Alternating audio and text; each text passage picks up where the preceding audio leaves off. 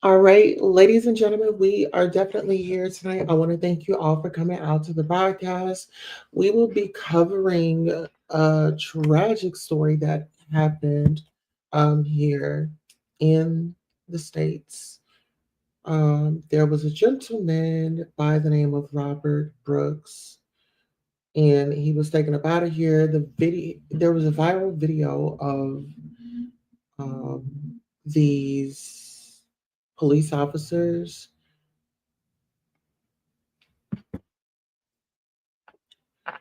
Let's take a moment of silence for Robert Brooks, please.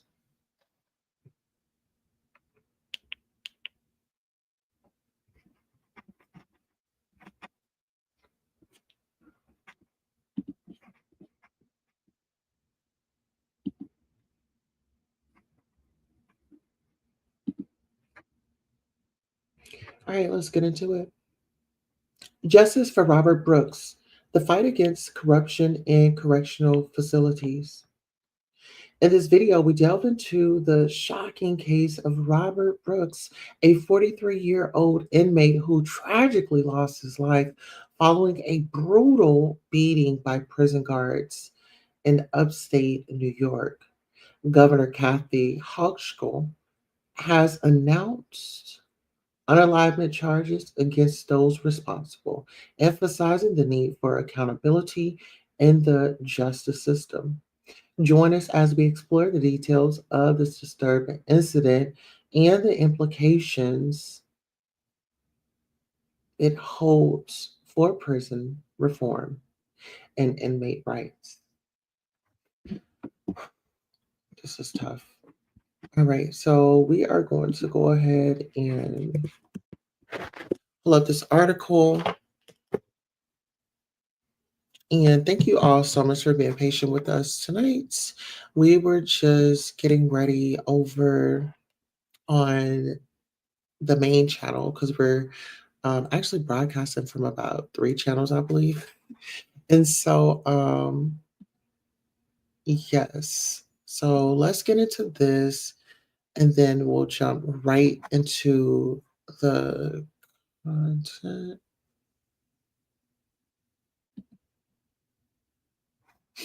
All right, so give me one moment as we go ahead and bring up the story.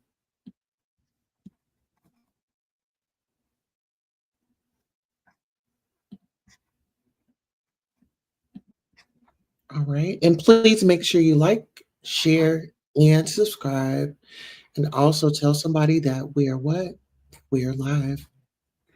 Throughout my 45-year career. Okay, so I'm gonna start it back from the jump, from the start. Okay, so let's get into it. Both logistically and financially, she has given me every resource I need to successfully conclude and bring to justice in this case. I want to thank Chris Marticello, who is Assistant Superintendent of Docks. He has answered every question. He has done every request we have made of him. The state police have been outstanding in their investigative work, as they have been throughout my 45-year career as a prosecutor. I want to thank my longtime friends and my local colleagues, the county executive, Tony Pacenti. He has been a great host to me and my staff. It's made us feel very, very welcome. And of course, I want to thank my colleague and my new friend, Todd Carville, for his assistance, the Oneida County District Attorney. I want to thank my team, who I just introduced. I want to give a special thanks to 23 members of this community who selflessly gave of their time and cautiously and very, very deliberatively went over this case and returned this indictment. I want to thank Robert Brooks Jr. I don't know him very well. This is the second time I have met him. He strikes me as an And I do want to bring up the fact that Mr. Robert Brooks, his son, that he left behind is present, and you will hear from him later on in this video. And one thing that I can say is my thing is this man lost his life. And I want to say some people just get caught up in with the wrong people. Sometimes it can be an out of control addiction, right? But it does not mean that everybody that go, I mean, yeah, it's some people we know that go to jail and we know how extensive that is. But like, there are some people that might be in there for like traffic or rugs, we can't say the D word, but not really sure what he was in there for, but I'm pretty sure they're going to let us know in this podcast. But let's go ahead and take a listen. extraordinary young man, and he has been very, very gracious and supportive of me and my team. I want to also thank Jared Brooks, who was Robert's brother, Robert Brooks, the deceased's brother, and also Robert Ricks, who was Robert's father. I remind everyone that all of these defendants are cloaked with the presumption of innocence, and they will get their day in court at some time in the very, very near future. I want to turn the microphone over to a couple of people. I'm going to start right now with New York State Police Superintendent Stephen James. Sue? Good afternoon. Thank you, District Attorney Fitzpatrick and your staff. As the DA mentioned, essentially, his office, through the special counsel responsibilities, assumed special counsel investigation of this case. And they immediately went to work. They worked closely with the members of the state police to put this case together. And certainly, as he said, it's not done, but I thoroughly appreciate the work and the professionalism that they put forward. I want to acknowledge the assistance that we received that was provided by the Onondaga County Medical Examiner's Office as well.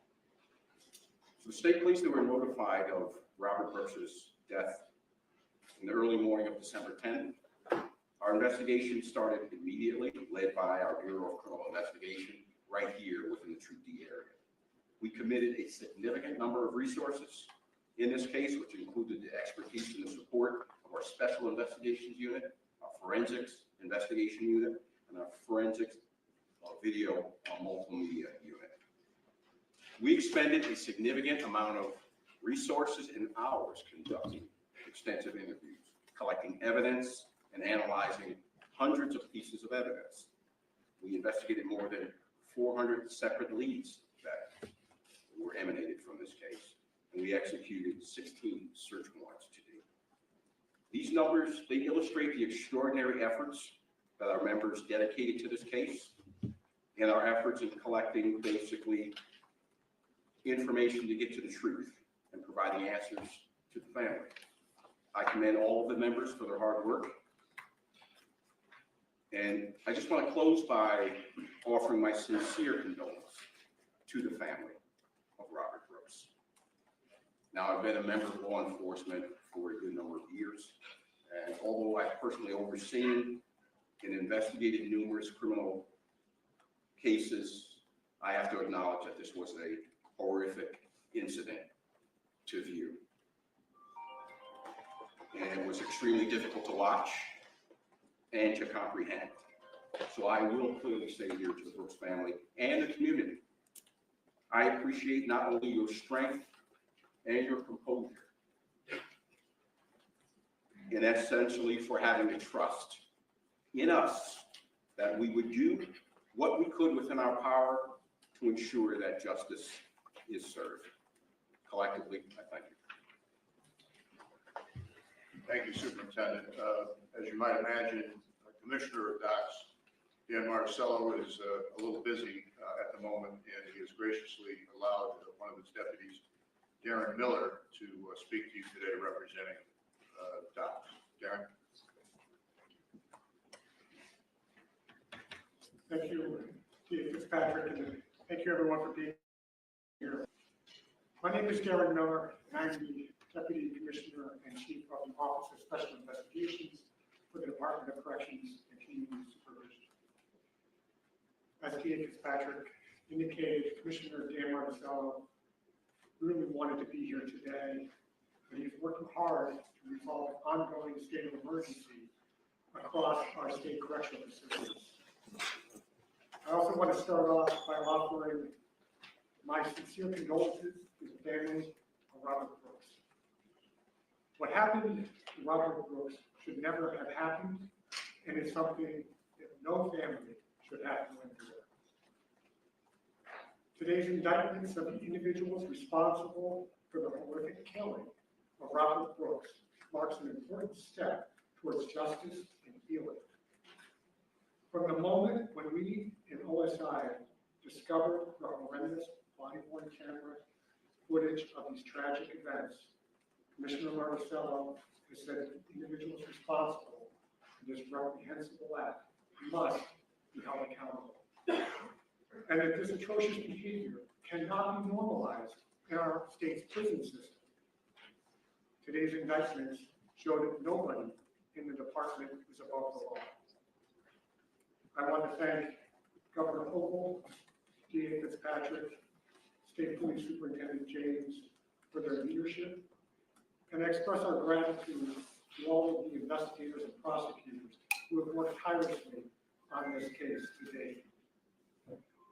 Commissioner Marticello and the entire department's leadership team understands that this is a moment that requires swift and transparent prison reform, not simply words of comfort and empty promises.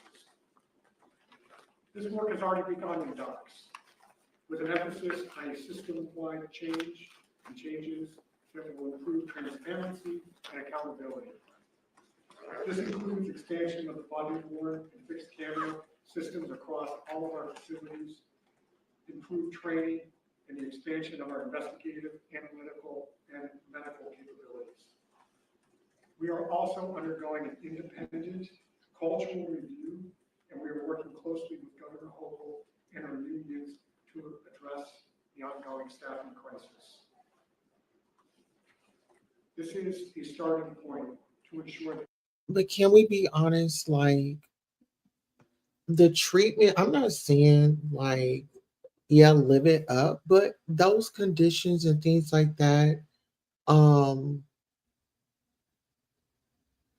it does put people in like a different type of mind frame. I mean, just imagine being locked up and stuff like that.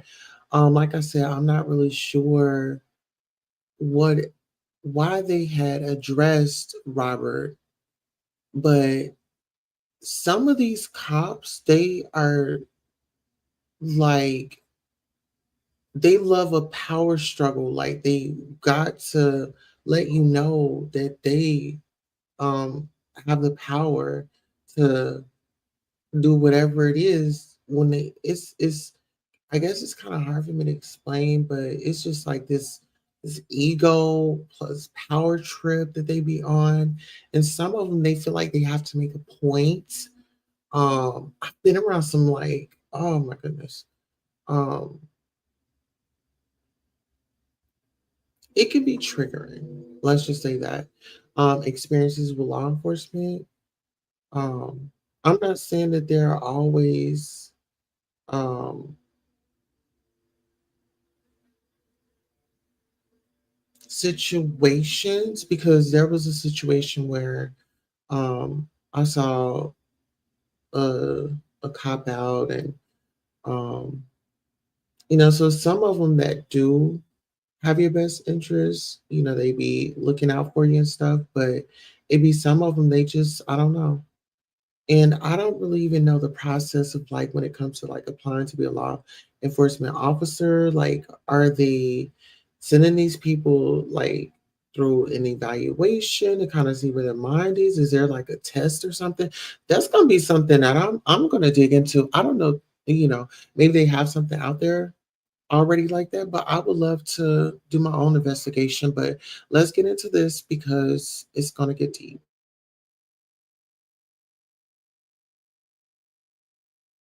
Nothing like this ever happens again. But the changes we're proposing require a long-term and transparent commitment. We in DOC stand steadfast to promote a culture that provides safety for all in their care, from the incarcerated to staff, and all are treated with dignity and respect. Everyone should have the opportunity to improve their lives, pursue second chances, and seek better outcomes for themselves and their families. This opportunity was denied to Robert Brooks by the individuals indicted today. This is an opportunity now for meaningful change arising from this tragic event.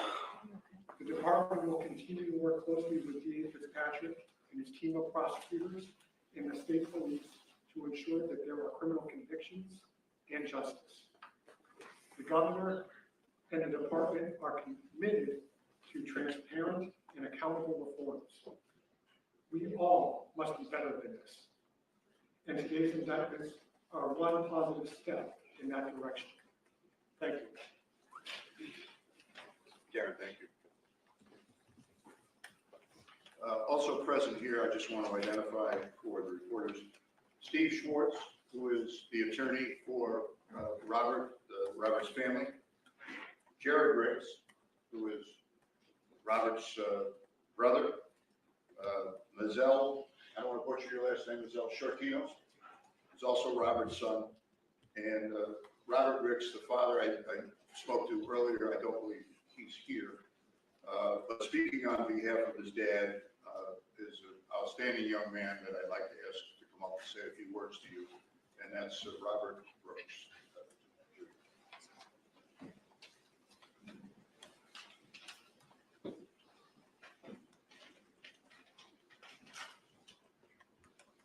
Hello. Hello, everyone. My name is Robert Brooks Jr. In December, I had a witness a brutal beating of murder by New York correctional officers. Earlier this month, I got news by the medical examiner. It was very painful, but unsurprised news that my father's death was due to homicide. After today, I witnessed over 10 New York correctional officers finally face crime charges. I will never get my father back. The men have robbed me of that opportunity. Still, indictments are an important step toward accountability. These men murdered my father. It was on video. The whole world got to see So it. y'all, this is his son right Putting here. work for these charges have been extremely hard, but these men need to be prosecuted and convicted of the crimes they made. But even these convictions are not enough. Any person with authority who allows abuse and violence to go on for so long also needs to be held accountable. And I pledge, and my family pledges, to not stop until we see change into how our state prisons are operated, and that this no longer has to go on anymore, and no one has to face what me and my family have faced. My father's death will not be in vain. Justice for Robert Brooks. Thank you. Thank you, Robert. And several people have already said on behalf of every New Yorker, God bless you, and we're so very sorry about what happened. Yeah. I'll take questions. I'm going to take every question, so there's no reason to jump all over. Just tell me what news agency you're from and to whom you'd like to direct the question, sir. To you, I'm with the Associated Press. Could you speak a little bit about the redacted man, the person who's not in custody? Are they actively seeking to avoid arrest, or can you? No, it's one individual. I'll charitably say it was a misunderstanding by his attorney.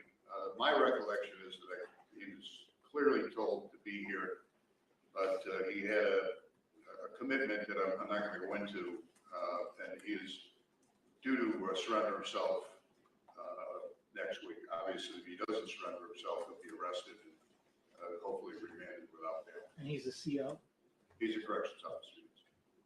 So he'll be Yeah. coming in at a different time. Yeah, yeah. I think, Jared, we don't have a date, correct? 24th. So we'll notify the press if you want to be present for his hearing. Thank you. Andrew, I'm sorry. I did have another question. I mean, we heard from the young man, Robert Brooks here in regards to actually calling on higher powers. So my thing is, oh boy gets to hang out until the 24th. Like this is, he was like, oh, he has to like handle some things. Okay, well, I mean, this man's life is gone. I didn't know that there was a privilege, but I want to know who this last individual is because they said they have more, they have people locked up, but I guess this is going to be the last big fish. And that's going to be on the 24th.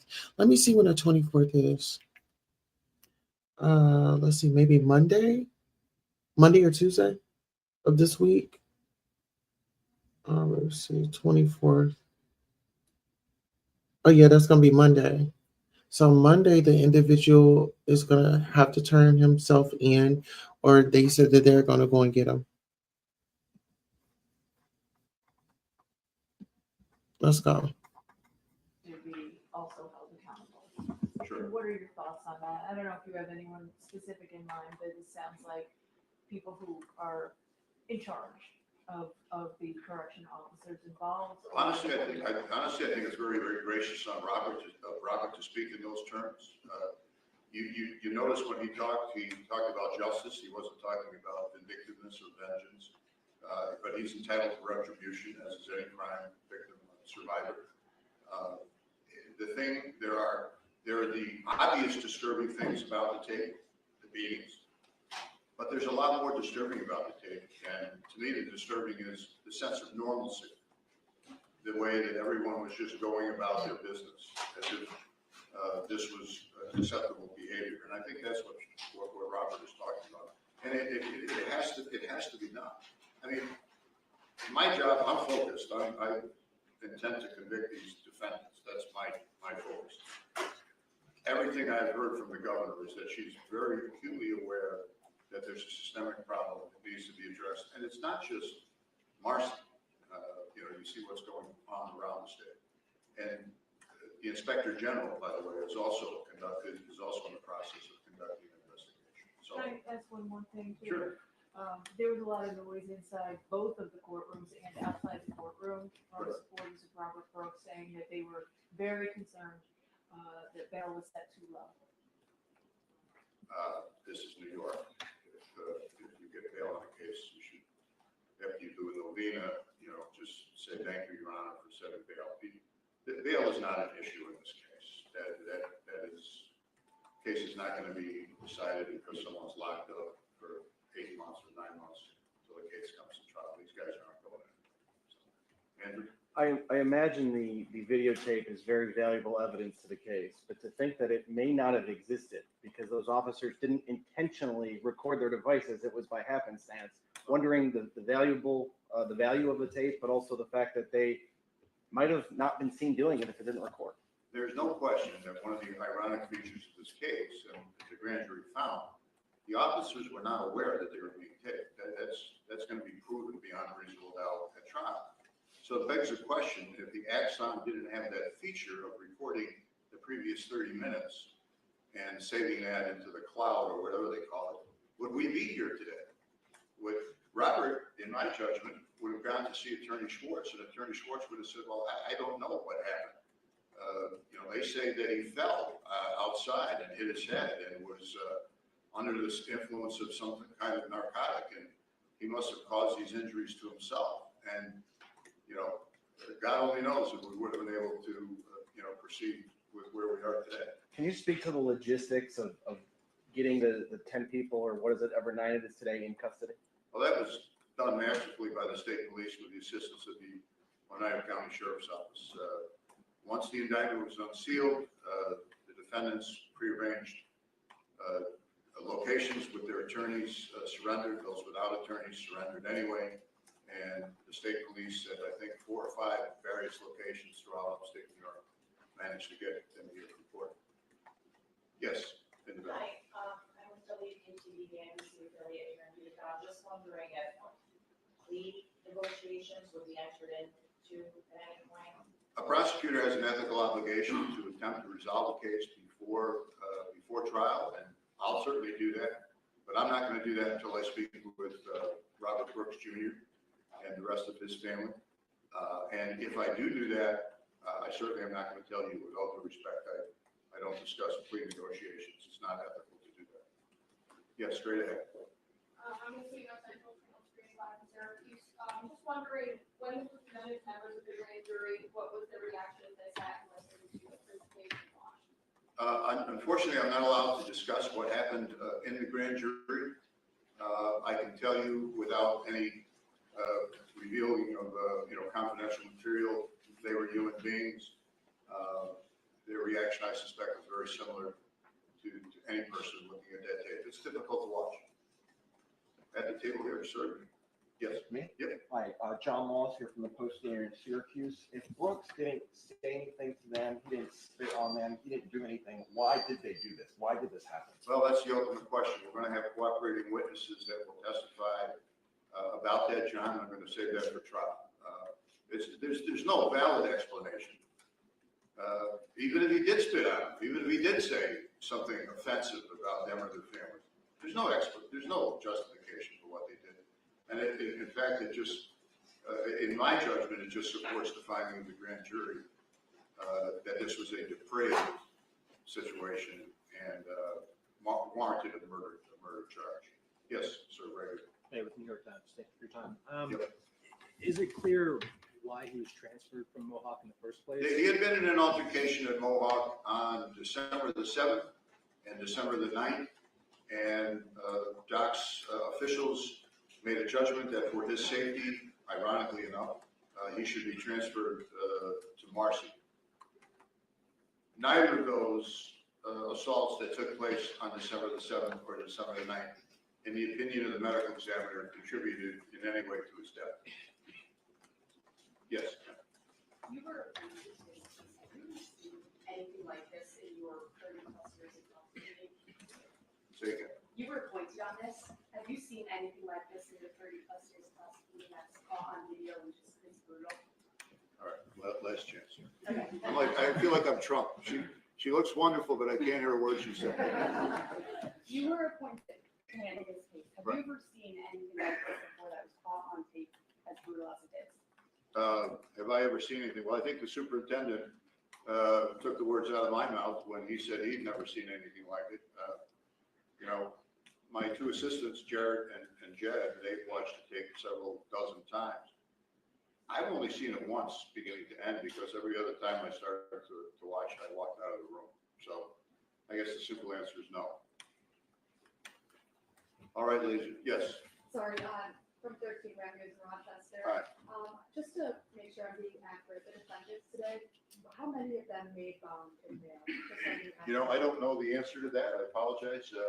At least 6 of them made bond in court, and I don't know about the rest of them. You can check online. Right here at the end of the table, and then all the way back. Prosecutor Patrick, J.B. Nicholas, Freelance News. You've been a law enforcement officer your entire life. You send people to prison every day.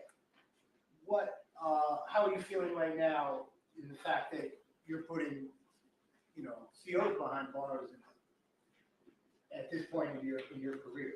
Okay, a little premature to say I'm putting anybody behind bars, but you can ask me that, 8 months from now after the verdict, and I'll tell you. I'm not putting anybody behind bars. They put themselves behind bars if they're convicted. How about this? Did you, as investigating law enforcement, did you face any special obstacles or any challenges that you don't usually face in investigations? No. It's a fair question. Were there any obstacles, any pressure, any type of? I've got pressure put on me by one person in this case, and it's that young man sitting right there. When I met him a couple of weeks ago, and I shook his hand, and I said, "Robert, I'm going to try to get justice for your father." And he looked at me, and he said, "I certainly hope so. I pray that you do your best." That's pressure. That's the only pressure that's been put on me in this case. And the obstacles are non-existent because of these men and women of the state police and the docs investigators that have assisted me. All the way in the back. Hi, that's what it's doing with Youth Shelter in Albany. I spoke with Rob Brooks' father and then also with family friends. They both tell me while they're happy that the corrections officers and other guards are being charged in this case, they're upset and wonder why they have failed. I don't know. You probably could have, you're a reporter, you probably could have answered that for them. We live in the state of New York where it's very rare to see somebody charged and not have bail set. I thought that the bail set by Judge Bauer was eminently reasonable. I don't consider them flight risks. If this was 2019, I probably would have asked for remand because it's a murder charge. But if Judge Bauer had done that, I think he would have been immediately overturned by a higher court. So I understand their frustration, but be patient. Let's see what happens. Sir. Yeah. Was there any investigation into this being more than an isolated incident of prison guard brutality, but as actually a part of a beat-down squad? Yes, sir. Thing that exists in correctional facilities across the state, where it's been investigated as more than just an isolated incident? My staff and I and the state police did look into that possibility in connection with this.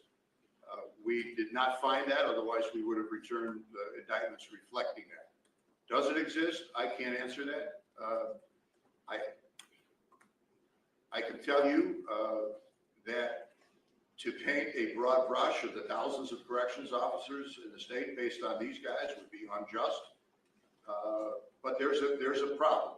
When people are milling around, watching a guy being beaten, being dragged around like a piece of meat and doing nothing other than filling out paperwork, there's a problem that needs to be addressed. And I think the appropriate people are addressing that. But to answer your question directly, no, we did not find evidence that this was something normal that would happen at Marcy. Some of these officers, though, are accused with other acts of violence in their job, civil lawsuits. That's why the Attorney General recused herself. Does anybody have any questions for anyone behind me? I don't want to keep everybody. I know the superintendent has other things to address. So. With prison, I know you're representing the correct. I don't know if you want to come up to the microphone. There is a call from the family and those who support the family for systemic, long-term, drastic change. And you addressed that a little bit, but what can you say you're actively working to do? There currently is an independent law firm that has been hired and is conducting an extensive review of the culture in the correctional system. They're touring various prisons. They're talking to individuals from the highest ranks, including our commissioner, all of the executive staff in the department, and then on down, so that it's a top to bottom review of the Department of Corrections.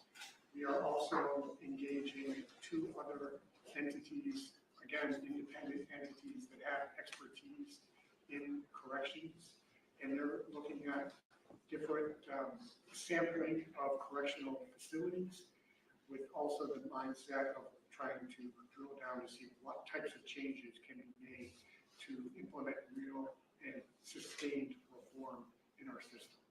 How is the? And that's just among others. I mean, I mentioned about the body cameras, which is a game changer in the system, particularly trying to determine what goes on behind the walls.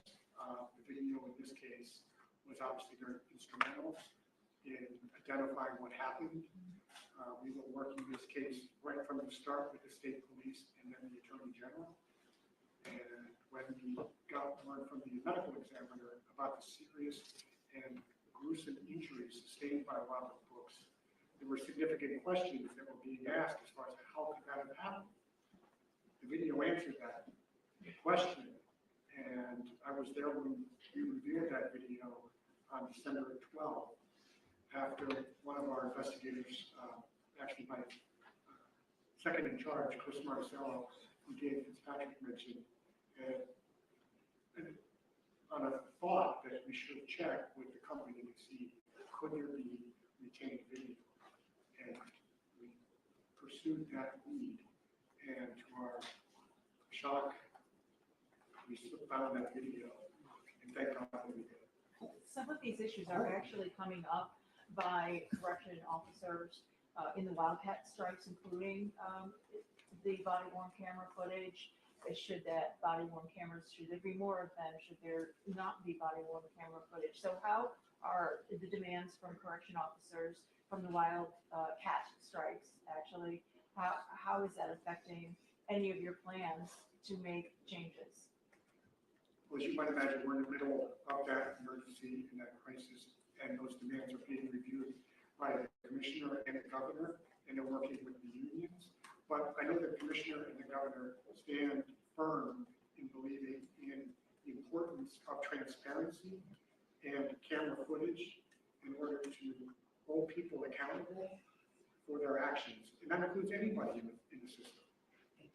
And who was that said you should check with the company to see if they had the backup footage? My number two in the office, Chris Marcello, had the thought that perhaps there was recall video, which is what it's referred to.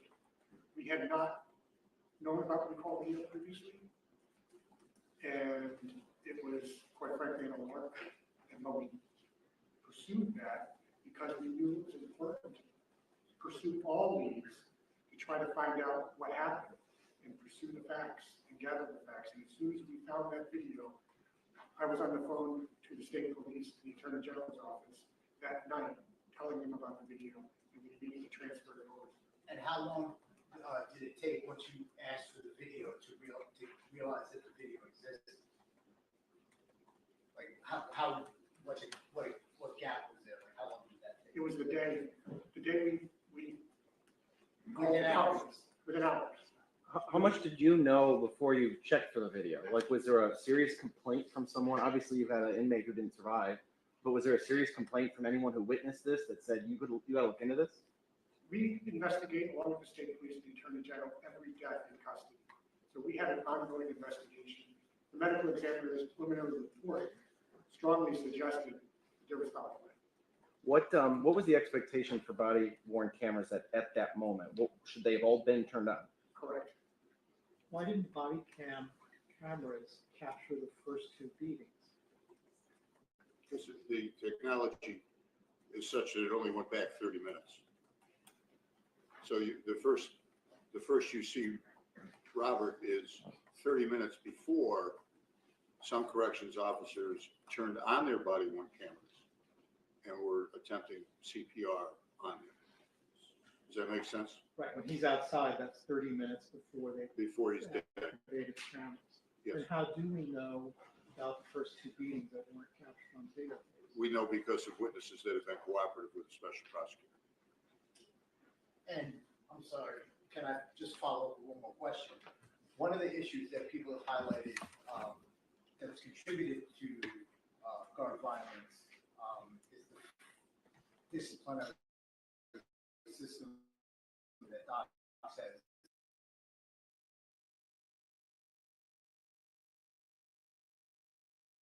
Groundly criticized as ineffective. Will you be supporting, will the Department of Corrections be supporting reforms such as making those hearings available to the public? Are you referring to the disciplinary hearings? Yes. I know the department is committed to transparency. We obviously would follow the law, and I know that there is currently consideration of legislative changes and I can't comment on potential legislative change. I think Commissioner Marticello has also spoken about this during the budget hearings, so I would refer you to his testimony before the state legislature 2 weeks ago. And did the department receive any warnings about these guards beforehand or anything like that? Like, did the department discipline any of these guards for assault before this incident? Off the top of my head, I can't answer your question, sorry. Okay, last question. Mr. Patrick, how common is it to transfer inmates like Mr. Brooks following altercations at Mohawk, and who's in charge of that decision? I don't have the expertise to answer that question. I know it was done for his safety. He didn't desire protective custody. Robert did not desire protective custody, but I can't tell you how often that happens. Can you talk about the incidents themselves, what they were, how they started, what injuries were arriving at Marcy? No, it was inmate fights. I'm not going to go into any further details. Real quick, but emphasizing they did not contribute to his death. the plea agreements you did talk about being active, are those 3 people we saw today or 3 people we did not see today? You did not see these 3 people today. You'll become aware of them later on. And did they involve jail time? Again, all their plea arrangements will be in open court on the record. Just Yep, real John. quick, are you able to talk about these 2 previous beatings, just sort of what happened? Am I able to talk about them? Yeah. Not at this press conference. All right, seriously, last 2 questions, all the way back and then over here, and that's it. I noticed in the body cam, the officers who were most hands-on in the beating of Robert Brooks were wearing their American flags on their uniform in an inverted fashion. And I want to know if any investigation was done into whether or not those particular guards who were wearing their uniform in a particular way are part of some white supremacist terrorist group that currently operates within the New York State Department of Corrections. Grand jury found 0 evidence of that, and I certainly would have But announced was it. there questions into why they wore their flags on their uniform in a different way than all the other officers in the facility? Well, some of the defendants were questioned extensively. I don't know if that question was raised specifically, but again, there's no evidence that this was a crime of racial animus. There's no indication, there's no audio on the tapes, but there's no indication that racial slurs were used. And in terms of inverted American flags, that's not part of my case. Last question over here. Yeah, Sean Mills, Daily Sentinel in Rome. My math might not be correct, but initially after this, Governor Hochul ordered a total of, I believe, 18 or so employees to be terminated from docks. But I don't think there's 18 names or mentions of charges here. Are there some people from the scene that will not be culpable? Well, as I indicated, there are 3 unidentified people that have already reached plea agreements with me, and there are at least 3 other individuals that are still under investigation. So it's the governor's decision to fire people over here, my decision, grand jury's decision to charge people with crimes and to convict them beyond a reasonable doubt. Are they Thank you. are they all terminated by now? Mr. Miller might be able to answer this. I believe they're all terminated. The pending termination, some have resigned. But If we're going through the arbitration process as a matter of the collective bargaining agreement. So not all of them, only Mr. Farina is actually gone, but the others are going through the process of termination? I believe there are maybe 2 that have resigned. I'm going off the top of my head, so. But they're going through the Qualify process that, of but they're going termination. through the process by which we were bound to pursue. And that's under the ongoing collective bargaining agreement. as of today. The people arraigned today are going through that process as we speak. Those that have not been terminated, they are suspended and they're facing termination. That's what the department's position is. They're moving to terminate them. So we have to go through the collective The bargaining. men being arraigned process. today are suspended as you go through the termination. Correct. Suspended without pay. Thank Will you. the officers who have retired maintain their benefits and pensions?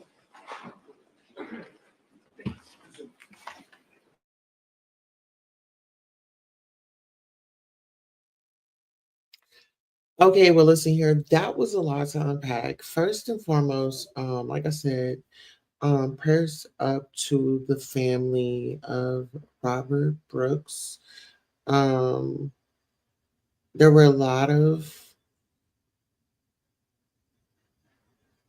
unanswered questions because I was unaware that there were two incidents prior to, um, you know, oh my goodness. This is just, I mean, it's unbelievable, to a person that don't believe that things like this happens, but this happens more times than we could probably think of. And then think about before they had body cam, um, you know, for the police officers, I mean, just imagine how some of these officers really went ham. And we got to think about those that have left before us. But I'm really eager to see how these individuals are going to be charged. Now, I know that he said that they were on suspension without pay, right?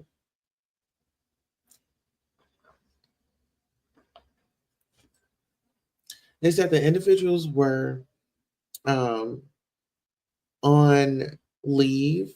They were on a suspension, but it's no pay. But I'm just thinking, like, as bad as I want to rush the process, there is a process, right? There is a process. Okay, you need to get all the details, all the facts. You need to get all these confessions. Like he said, that there were people in the jail that have come forward and they're speaking out. But how many times do we see cases like there was a case in Atlanta where an inmate had passed away because of the filth and stuff up in those jails and stuff? So, I mean, it wasn't from filth. This is from, a, in my opinion, a premeditated deletion of this man. I don't know what this man did to him, or I mean, it was like there was a statement saying that there were two officers that had some type of flag on the uniform. They wore it a certain type of particular way.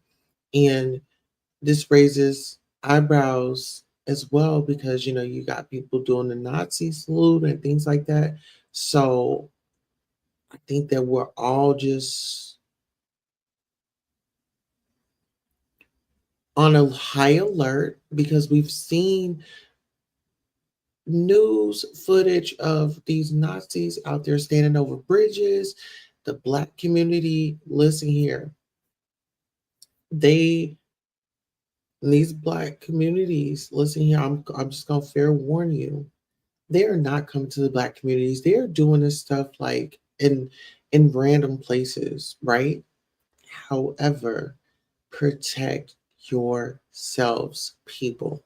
Check out my community wall, February the 28th. We will be we're not buying anything. Mm-mm. I'll do a specific live about that. But when it comes to the corrections, Department of Corrections, when we talk about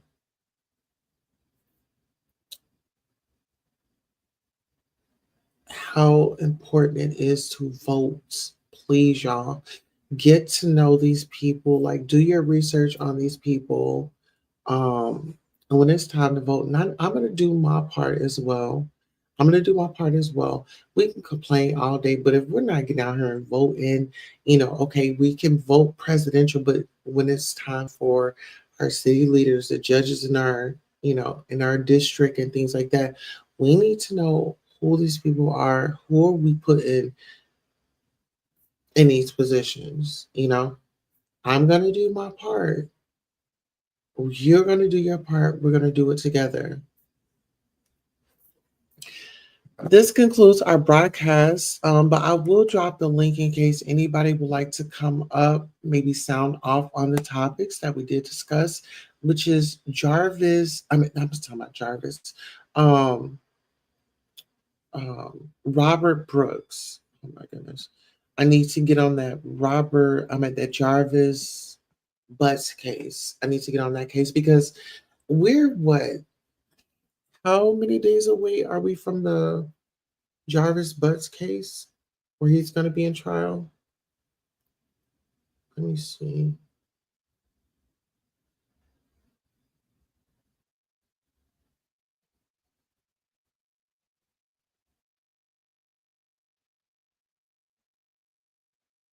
Okay, so in 2 weeks, we're 2 weeks away.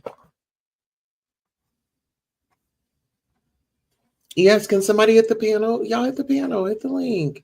You don't have to come on cam. I just want to hear some feedback from somebody. Oh, we got out of this world says voting is important, but you got to realize the system itself is broken. Listen here. With what we're going to be talking about on our next broadcast, I'm going to do the Queen Tulsa economic strategy. So that's how you know what I'm going to be talking about. But when I give you guys this formula that we can utilize and we can pass it around, just like if it was new music out or if it was some gossip in the city, and you know, I want us to spread this word just like we spread that, you know. So like I said, I'm gonna do my part, and that's by informing, and yes, I'll give commentary about certain topics and things like that. Robert Brooks, he's opened up the conversation for us to have, for us to push in the system. We have voices, we have to use them, right? It is what it is. We can't just keep running around things. We got to put things in action. We've got to really sound off. That's why we're here tonight, or rather this rising.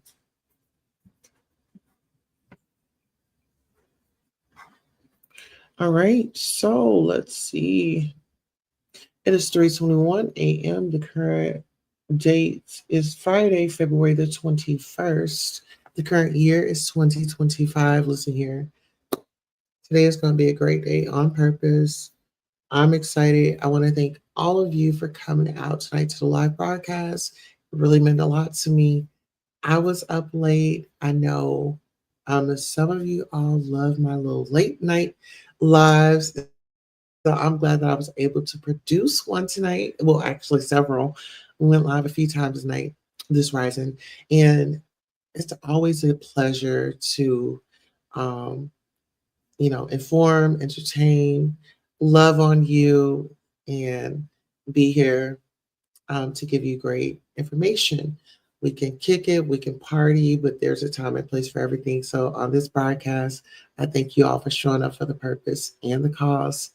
On that note, I have to drop you off in Queen City. So long.